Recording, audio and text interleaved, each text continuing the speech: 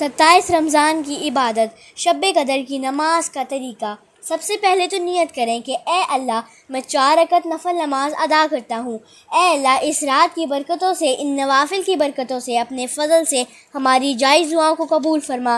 نماز کی نیت کرنے کے بعد پہلی رکعت میں ثنا، سورۃ الفاتحہ، سورۃ القدر 3 مرتبہ، سورۃ الاخلاص 3 مرتبہ، پھر تشہد، اور اس طرح ساری نماز پڑھیں۔ نوافل پڑھنے کے بعد سبحان اللہ والحمد للہ ولا الہ الا اللہ واللہ اکبر پڑھیں۔ اللہ سے اپنی ساری جائز دعائیں مانگیں۔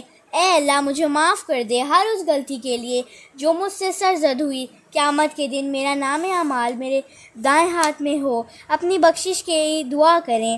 اس بابرکت مہینے میں عبادت کر کے، اچھے اخلاق سے اور دوسروں پر رحم کر کے اللہ کا فضل تلاش کریں۔